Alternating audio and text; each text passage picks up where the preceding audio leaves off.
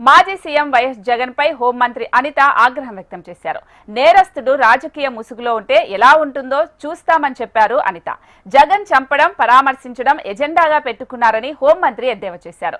గతేడాది నాగమల్లేశ్వరరావు చనిపోతే ఇప్పుడు పరామర్శించారని అన్నారు. శవ రాజకీయాలు చేయడంలో జగన్ దిట్ట అని విమర్శించారు. జగన్ పర్యటనలో రెచ్చగొట్టే విధంగా ఫ్లెక్సీలు పెట్టారని చెప్పారు.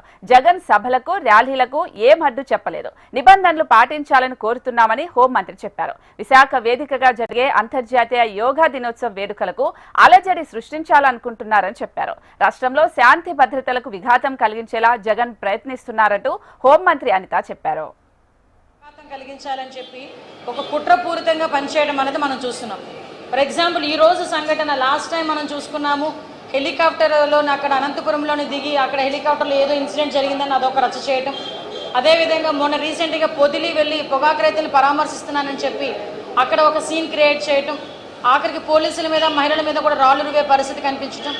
ఈరోజు మళ్ళీ తిరిగి ఒక బెట్టింగ్లోని అంటే అతను తాలూకా ఎక్కువగా ప్రమోట్ చేయడం వల్ల మళ్ళీ 24లోని కూడా వైఎస్ఆర్ వాళ్ళందరినీ కూడా రిక్వెస్ట్ చేసుకున్నారు. ఇలా ఇబ్బందులు కలుగుతాయని చాలా క్లియర్గా చెప్పారు.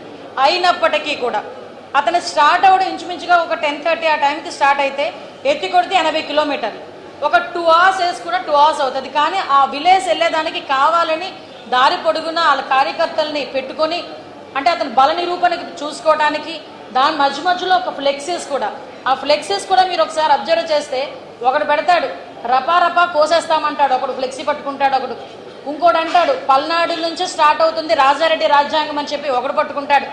ఇంకొకడు వచ్చి మాట్లాడతాడు ఈ రోజుతో మీకు అయిపోయింది, మాకు టైం వస్తుంది, మేము నరికేస్తామంటాడు ఇంకొకడు. అంటే ఇలాంటి ప్లేకార్డ్స్తోని ఒక రకంగా చెప్పాలంటే రెచ్చగొడుతూ, జనాల్ని రెచ్చగొడుతూ వాళ్ళ తాలూకా ఆ ర్యాలీ ఎలా జరిగిందో మీరు అందరూ కూడా చూశారు. శాంతి భద్రతల మీద